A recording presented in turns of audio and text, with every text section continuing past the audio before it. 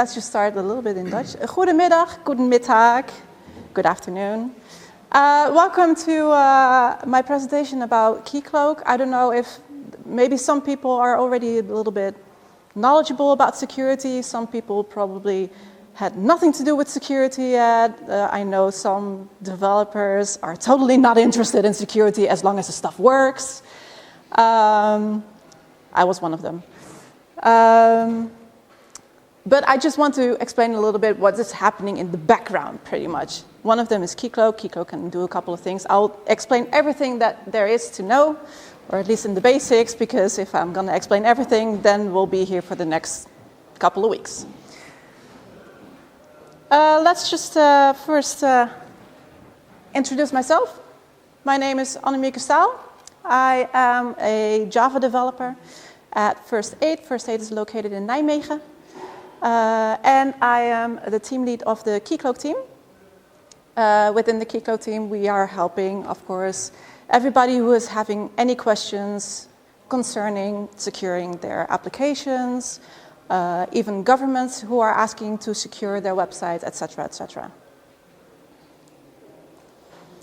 So First8 is a specialist in Java and open source software development. We have approximately, hello, good afternoon. We have approximately 40 professionals, so we're like moderately big. We're not like massive, but we're not small at all. And we are part of Conclusion. If people maybe heard of Conclusion before, we had a pretty intense advertisement last summer, I think it was. So maybe some people might have heard about it. So within Conclusion, we have like sub-businesses. First8 is part of that one. We now have over 25 of IT and business-oriented businesses. We are still growing, also internationally. I think we are now also going towards Germany. Yeah, we are going to Germany. We are also in Portugal and South Africa.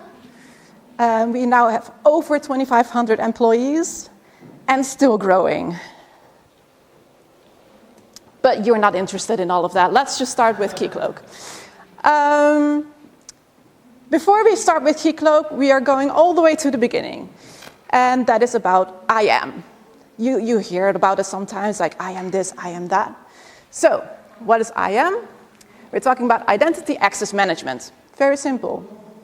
So if you want come in, welcome. So I was looking for online to see an entire explanation about I am. Bear with me. So, identity and access management is a security and business discipline that includes multiple technologies and business processes to help the right people or machines to access the right assets at the right time for the right reasons, while keeping unauthorized access and fraud at bay. Can we now inhale? Yes, please. I have one more nice summary for this. Your data is secure. It's simple as that. Most people are saying your data is secure, right? That's pretty much what I am is. They're making sure that you can reach your data, nobody else. Very simple.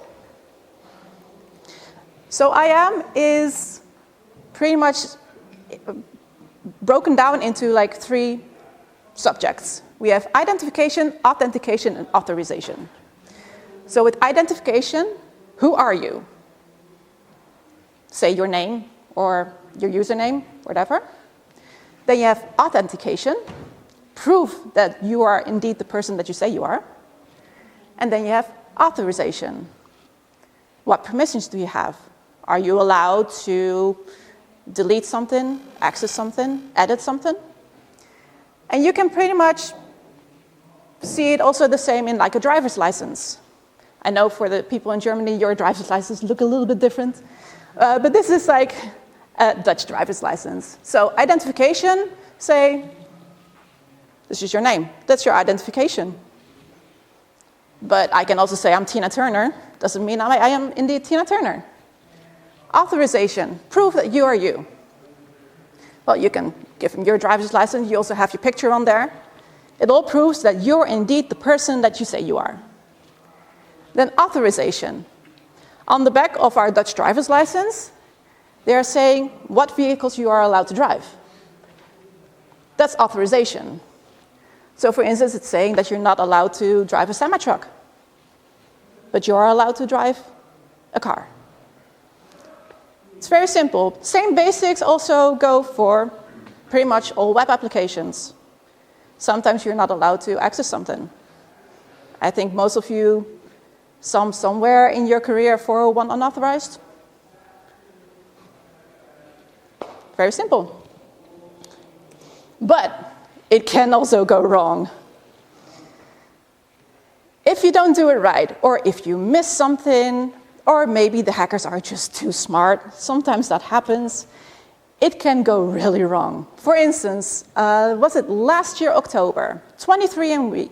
23andMe is a genetic mapping company where you can just send your DNA, they will map it, and they will say what kind of background you have. In October, hackers found a breach, and they stole almost 7 million genetic data from almost 7 million people.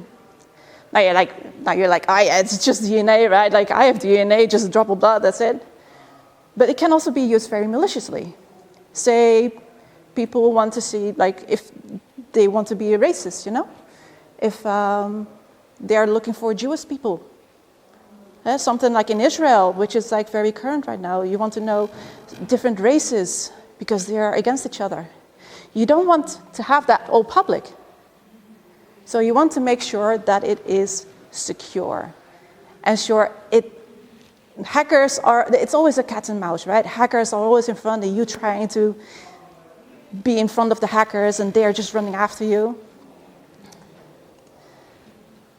So in 2021, this is a research from 2021, you can see, like, sure, there are some security issues, but the biggest issue from breaches is password guessing.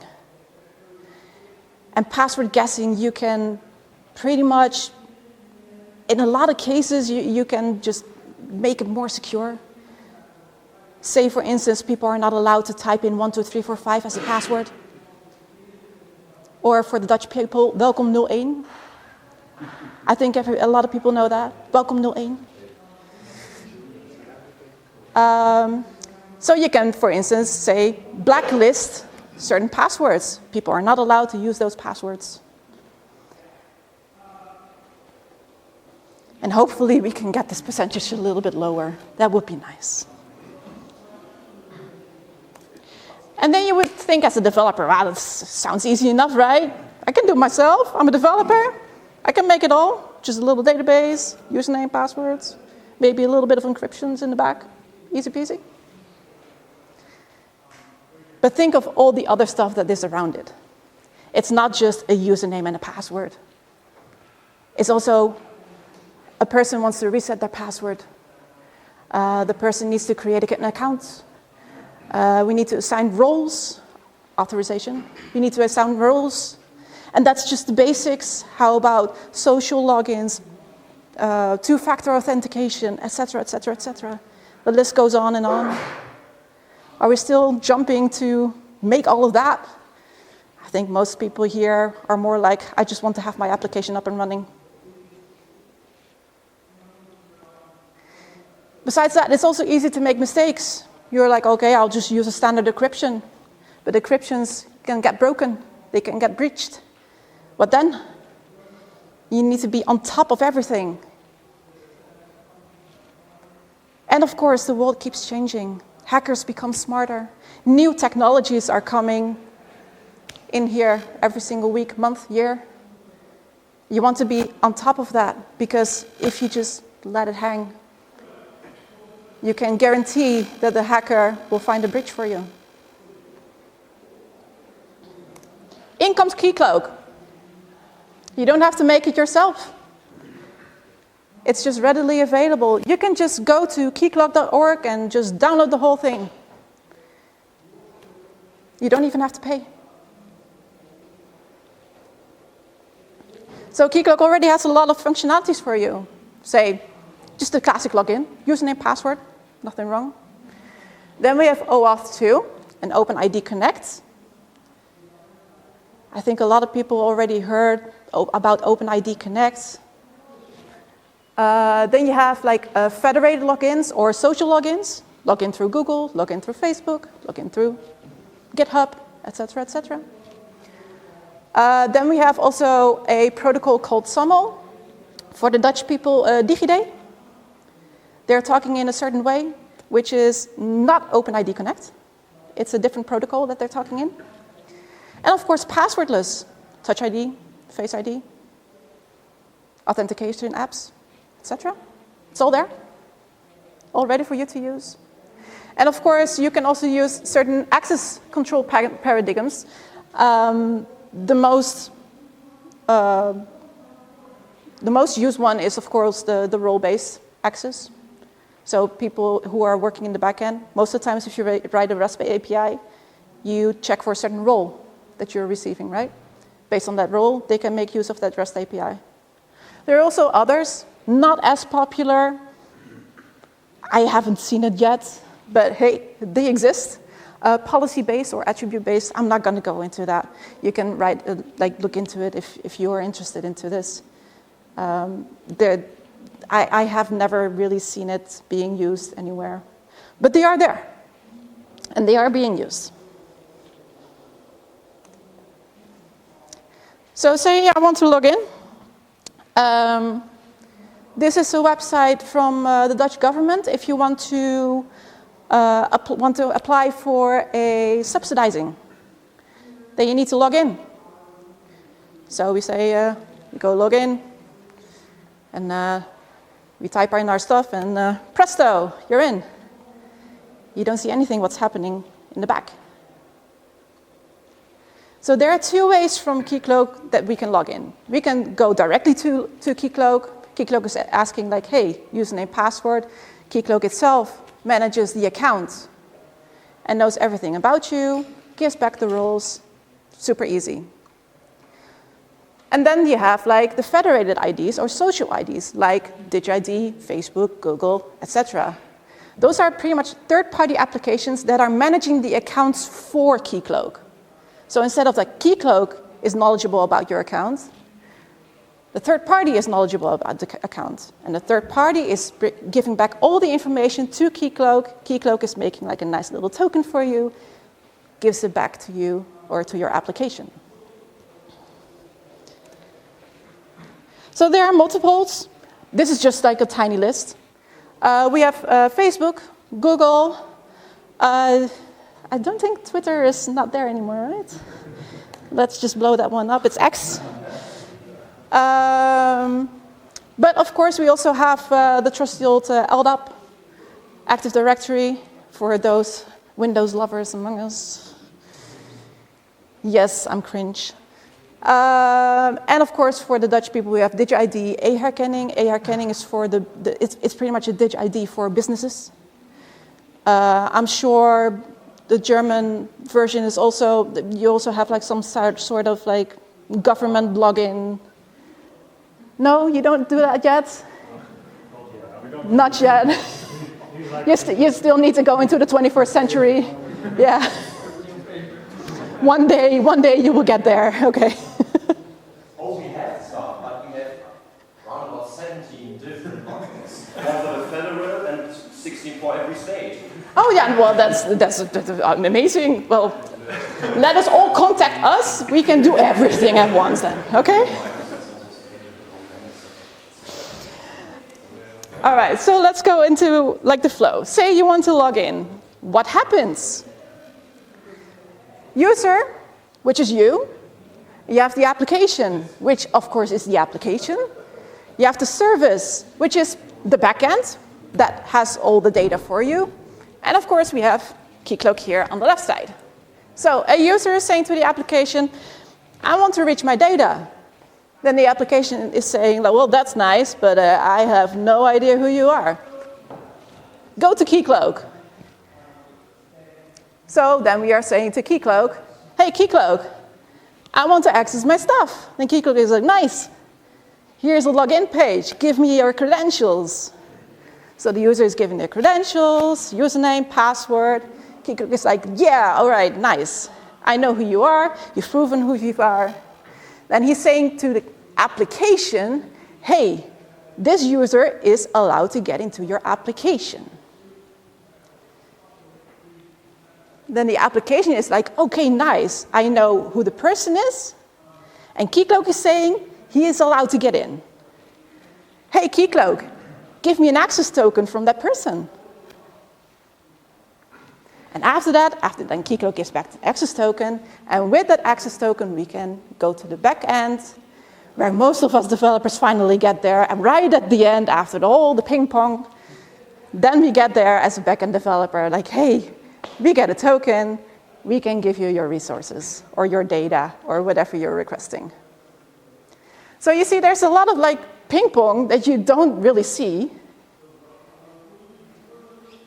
Because pretty much when you say like, hey, I want to log in, you just see a nice little screen, you type in your credentials and bam, you're in.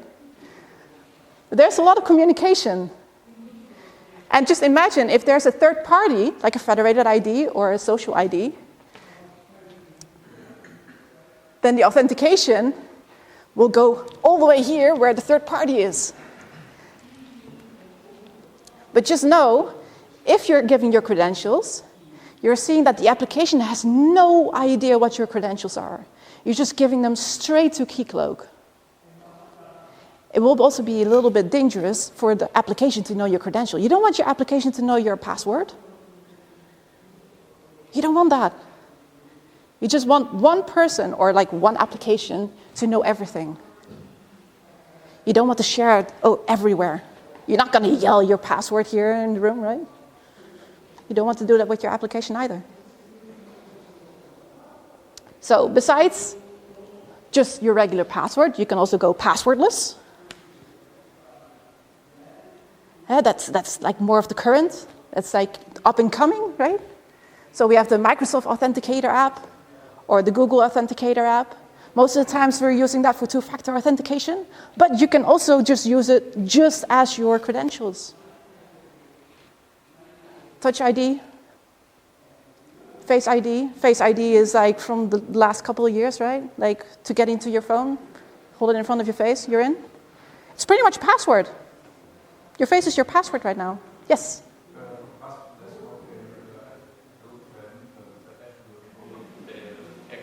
Basic access control.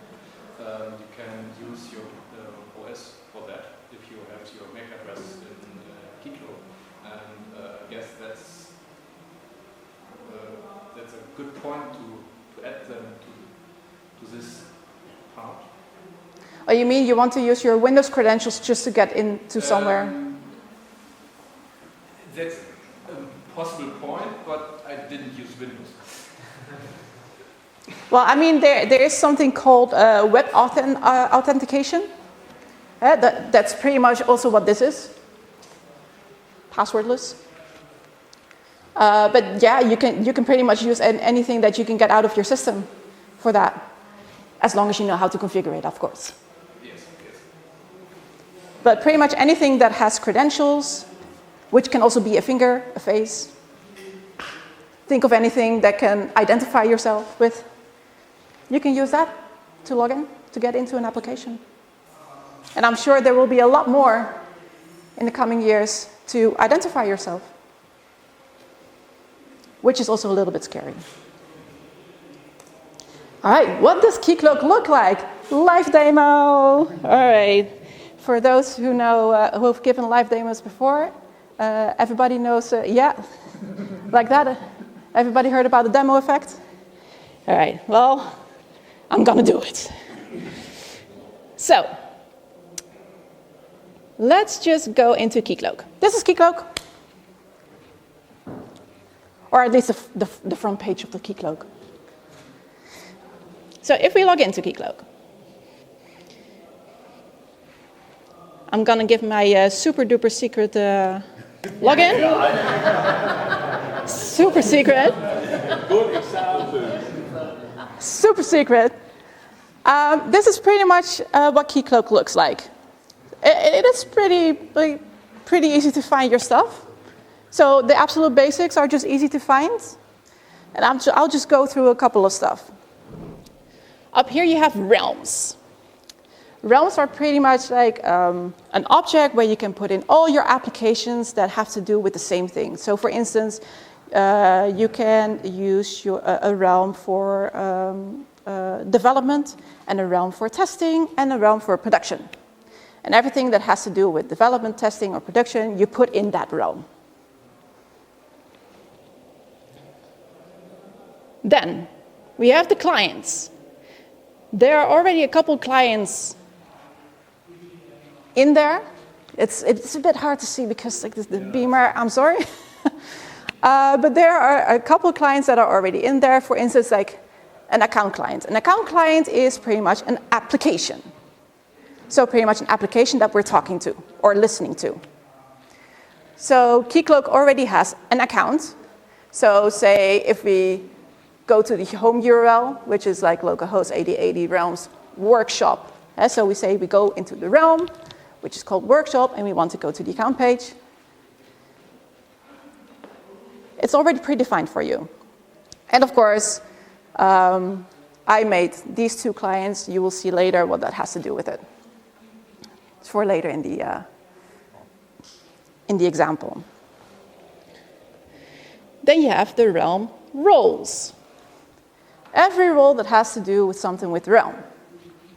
Sounds simple enough, right? There are also a couple of roles that are already predefined. For instance, default roles. So every user that we're making gets the default role. And you can decide for yourself what you want to put in those default roles. So the default role can also, again, consist of different roles. So a role in a role.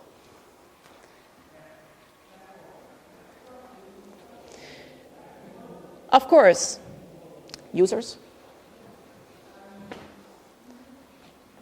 Nothing to say about that. I think it's pretty clear what we have in here. The users, of course.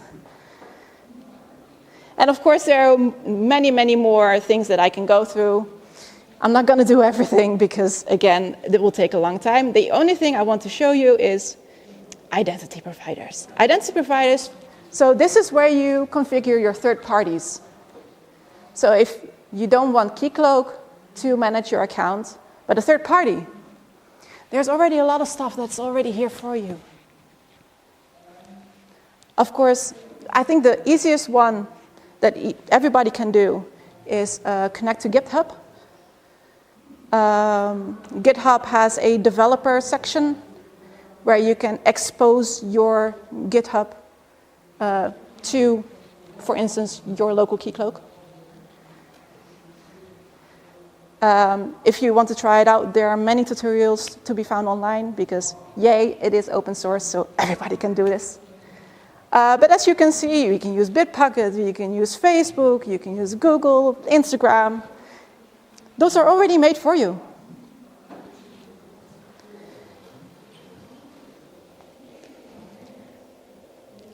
So let us go back to the users. I have made two users in this realm. We have a reader and a writer. And I made also two extra roles, besides the default roles that we, of course, already have. Is a desk read role and a desk write role. So if we go to the reader and we go to role mapping, you see that I have added a desk read role. And of course, the default role will be automatically given by Keycloak. And of course, for the writer, I have the desk write role. Well, what does that all have to do with it? That has to do with the client that I made. This is our client. Very simple, but this is a very simple application where we can register desks in an office, for instance. But we don't see anything. It's because it's secured.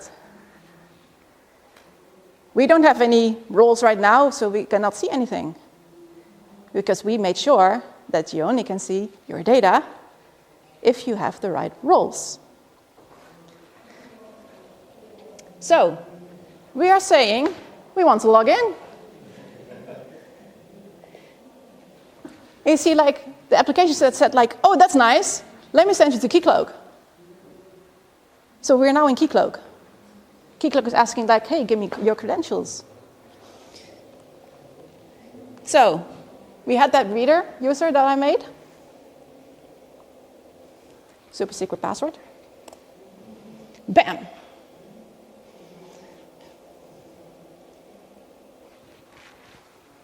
We have our data. And we can only see details. We cannot edit, we cannot remove anything. But at least we have our data now. So if we could then go back and we log out,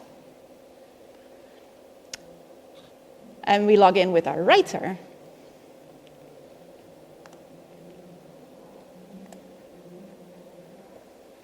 we suddenly have a lot more functionalities because we have an extra role now, the desk write role that you also saw in Keycloak.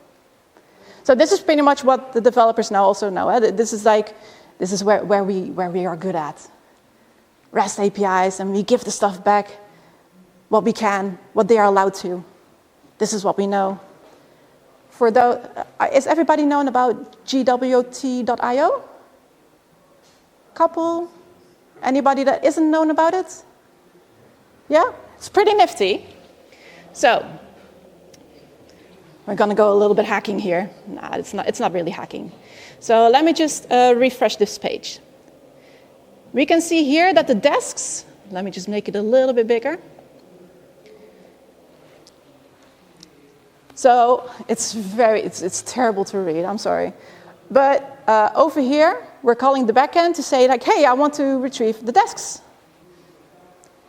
Then the backend is like, yeah, well, that's nice, but I want to make sure that you have the right role, else I'm not going to give you back anything.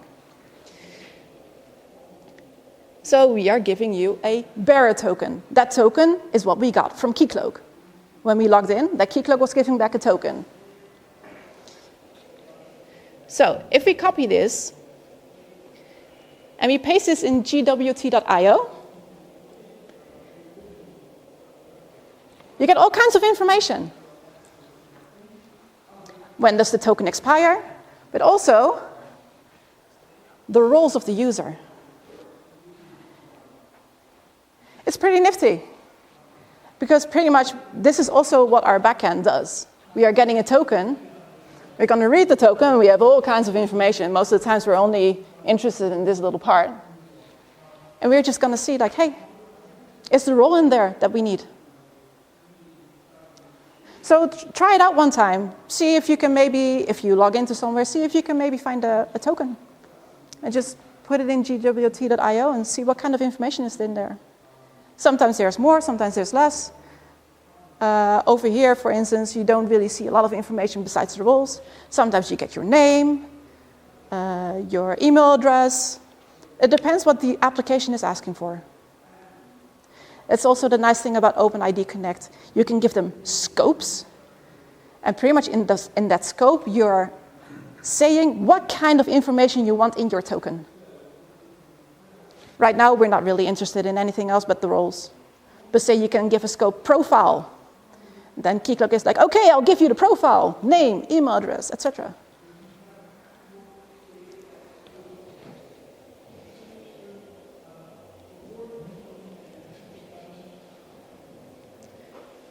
All right, I survived the live demo. Yes. And then you're like, oh my God. That's nice, Keycloak, but I want something that Keycloak doesn't have. Well, it's nice. Keycloak is still open source, which means you can add your own functionalities to it. Now, I know there's not a lot of Java developers in here. Just a couple, maybe. Else, it's the best language in the world. Just saying. But you can create plugins. And a plugin is pretty much just a bit of code based on interfaces that are already readily available from Keycloak. You just use those interfaces, you implement them, you compile them, of course. Everybody knows that. And then you place the plugin in the Keycloak folder, restart Keycloak, and it's ready to use. It's as easy as that, pretty much. because the whole of Keycloak is also built on those same interfaces that you're also going to use for your plugins.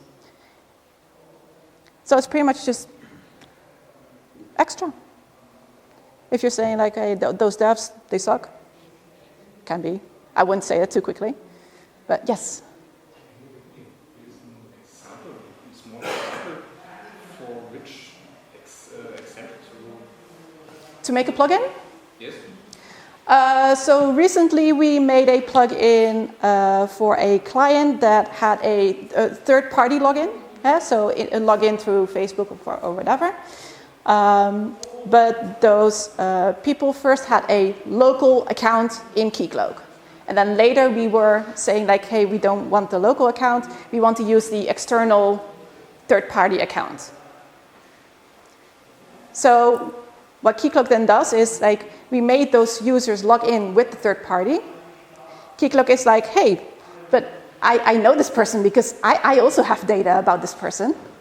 Keycloak can do that. They can combine those two.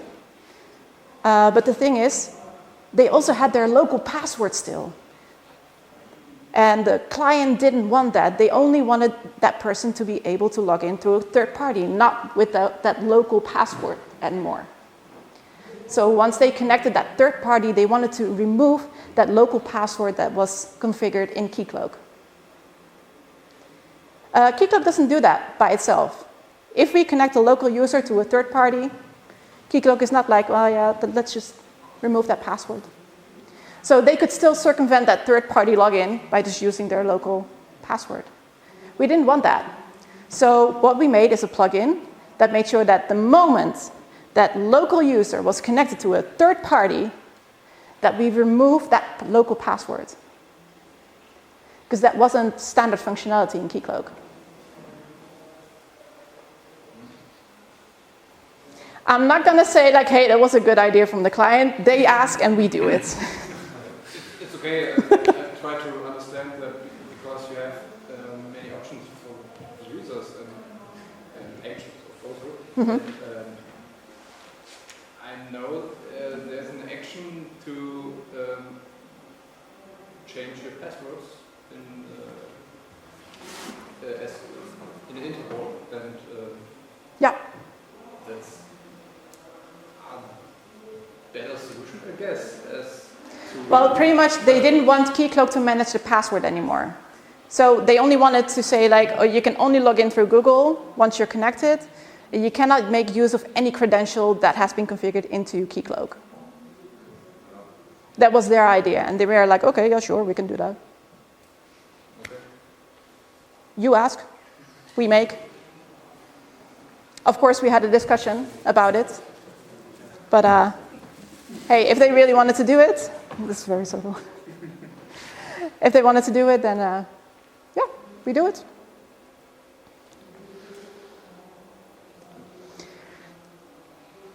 So we have workshops about this. We do that together with Red Hat. I think maybe a lot of people already know Red Hat, OpenShift, Fedora for those in the Linux. Fedora is also part of Red Hat. Red Hat is not the owner of Keycloak, but they sure contribute a lot to the development of this. It's still open source. But they are paying quite a lot of developers to help with the development of this. It's also for their own good, of course. They are not just like good Samaritans and just like throwing money at it. Of course, they make sure they also earn money from that by offering their own services.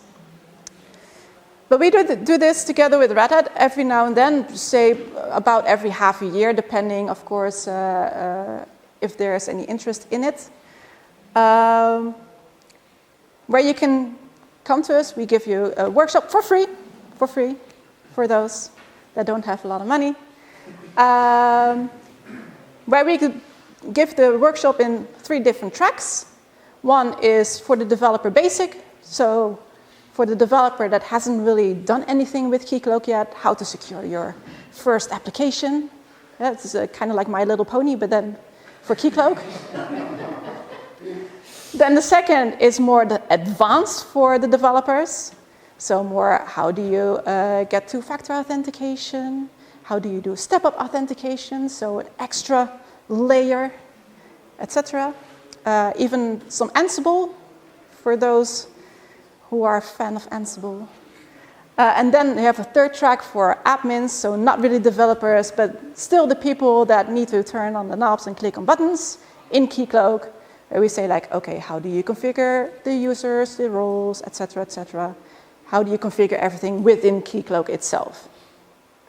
So for those interested, you are always welcome to join one of those workshops. So, to finish it all off, if you want more information, Lee is here. He's our account manager. I'm here too. Of course, I'm more of the technical person. You can always send an email to keycloak@first8.nl if you have any questions, any concerns, if you want to do something, anything, you're always welcome. Just don't flop my mailbox, please. I also just need to do other work. And if you're like, well, I want to figure it out myself, I want to like dabble with it a little bit, of course, you can always download the Keycloak. But then I would also recommend get this book, Keycloak, Identity and Access Management for Modern Application. It pretty much discusses all the basic functionalities of Keycloak. This will help you a lot already to at least get the basics down, get your application secured, maybe even already get a third-party account configured. And of course, if you need more, then we're here as experts. Thank you.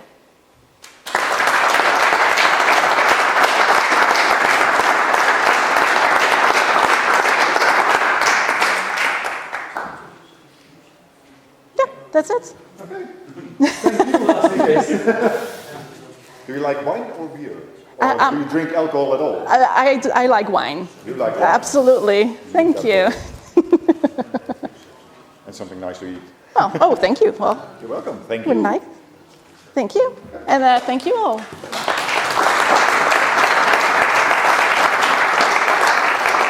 Of course, we're here for the next 15 minutes, so if you also want to have a talk about something or if you have questions, we're still here.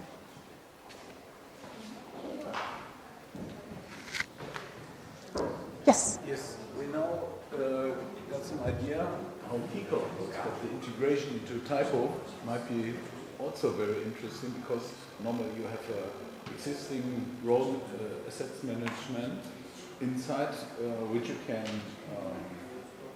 add to Keycloak. So I have some things done with Keycloak, and there's some cons with Keycloak. What they really don't, what Keycloak doesn't or isn't able to do. So how to implement it afterwards? Well, I mean, so it's I get all the roles back, you know. Yes. So my idea was to, because we did a lot of role description and who is allowed to do what, and so I get this JSON, this Java web token back, and everything in there. So my idea was then, that's just also for the typo ideas, to get the user who logged in, because I have to log in. I have to log in him after I know, he's okay. Yeah. So I have to activate a session for him. I have my own information about him. I have to mix it up. So I did a second array to add it to the TSFE object of the user, which is Zugang. So what he's allowed to do or not. Yeah, entry, pretty much, yeah. Because that's always the thing which is not talked about. Keycloak and then. Yeah. So I cannot say a lot about typo 3 because I'm absolutely no typo 3 expert. That topic I can talk about because I'm building two examples for that. One for backend login with mapping for backend users and groups, and also a front-end login with also mapping. Then you have a classic way with the permissions of all the groups. And the only thing you will have to manage is the groups in Keycloak. Yeah. That's right. And that's all. But you have to implement it later in your software. Yes, that's right, but that's... because it's not the raw concept of typo, it goes deeper if you want it. Yeah, I don't know how it is with typo. In Java, we have like just frameworks that just do everything already for you. We just like receive the stuff and we only use a couple of annotations and then you're done. You have to do it all by yourself. For PHP, we have... If you can ask if a user has a certain role, then you could just... Yeah, that's the thing I do. Normally it is that if you have to define the roles, the same roles as you have in your system, then you do a mapping, so you have all the roles, but you can much more be specific inside some extensions. Because if you have inside roles for inside extensions, so you can show quite different things, like you did. Yeah. So I don't have to manage it, I have just to, when I do a fluid template, just to think about what this one should see, and then I can manage this way. So that would be quite nice to practice workshop on that. And the second thing is, Keycloak is able to SSO, to enable SSO yes. to other, but only if you log in at Keycloak. You could always also log in at typo as quite the normal login. Then if you have the Keycloak ID of the user, you can ask Keycloak to get all the additional information. That's the way around also possible. Yeah. Then you can't get to another client, to another branch of your business, for example, an SSO. The SSO is only working as you showed it. If you use Keycloak, yes. Because you can very simple adopt it in the login. Yeah. So that's you can do what you want. Yeah. So it is SSO. Only if you're in the same realm, of course. If you go into another realm, then you're out of your session. You can also manage your sessions, of course, in Keycloak itself. I would recommend that there's only one place that manages the sessions, and not that you put your sessions in multiple places. Of course, Keycloak has like REST APIs where you can get like your user information and, for instance, like your roles or etc. But I would recommend that you only put your user session in one place. So either you just do it in typo and you ask Keycloak, like, hey, give me the user information, or you let Keycloak manage everything by itself. But that's up to you, of course. Whether Keycloak is able to manage the sessions of typo, because they are also cached in the database and so on. Yeah, but unfortunately I don't have enough knowledge about typo.